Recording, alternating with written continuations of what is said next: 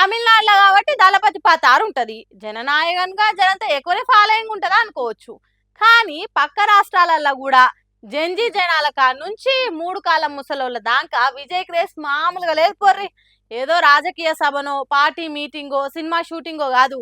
విజయ్ గుడికి వచ్చి పోతేనే కర్ణాటకలో ఆయన ఫ్యాన్స్ కట్టలు తెంచిన అభిమానం చూయించిరు ఇట్లా.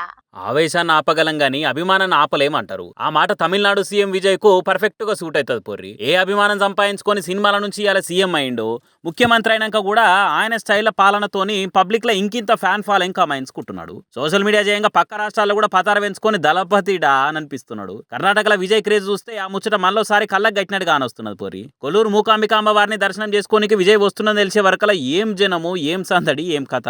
మొన్న ఢిల్లీలో నీతి ఆయోగ్ మీటింగ్ ఉండే కదా, ఇక హాజరు పడేసుకొని మోడీ సార్ని కలిసి నమస్తే చెప్పి అట్లకెళ్ళి అటే సక్క చెన్నెల దిగిండు. అట్లకెళ్ళి రోడ్డు రూట్ల కొల్లూరుకు వచ్చిండు. ఇక విజయ్ ఈతో వల్లనే వస్తుందని తెలిసి ఎల్కేజీ పిల్లల కాంచి 80 ముసలోళ్ళ దాకా అందరు బాట పొంటి నిలబడి ఎదురు చూసిర్రు. విజయ్ కూడా కారు అద్దాలు తీసి కానొచ్చిన అందరికి నమస్తే చెప్పి హాయ్ చెప్పి అందరిని ఖుషి చేసిండు. ఇక గుడి పోయినాక పూజలు చేసి కిల్లన్నర బరువున్న వెండి ఖడ్గంతో పాటుగా పట్టుబట్టలు కూడా మూకాంబిక అమ్మవారికి మూట చెప్పిండు సీఎం విజయ్. అయ్యగారుల దీవెనార్తులు తీసుకొని అటెంక సొంతంగా కారు నడుపుకుంటా పోతుంటా ఓ చేతోని స్టీరింగ్ పట్టుకొని ఇంకో చేతోని ఫ్యాన్స్ కాయ చెప్పిండు ఇట్లా. ఇక ఇదివరకు తమిళనాడు సీఎంలుగా ఉన్న ఎంజీఆర్, జయలలిత అసంటోలు కూడా మూకాంబిక అమ్మవారిని దర్శనం చేసుకొని దీవెనార్తులు తీసుకునేది. విజయ్ కూడా ఇప్పుడు అదే ఆనవాయితీని కంటిన్యూ చేసిండు ఇట్లా అని ఆ రాష్ట్ర పబ్లిక్ ముచ్చట్టు పెట్టుకుంటుంటే ఇంకో దిక్కు కర్ణాటక పాలిటిక్స్ లో కొత్త చర్చ సురువైంది. కొన్ని వద్దులనే బెంగళూరు మున్సిపల్ కార్పొరేషన్ ఎలక్షన్ల టీవీకే తరపున ఓ 50 వార్డులలో క్యాండిడేట్లను నిలబెట్టి కర్ణాటకలో ఆయన పార్టీ బలాన్ని పరీక్షించుకోవాలన్న ప్లాన్ లో విజయ్ ఉండని కొన్ని వద్దుల సంధి వస్తూనే ఉన్నది.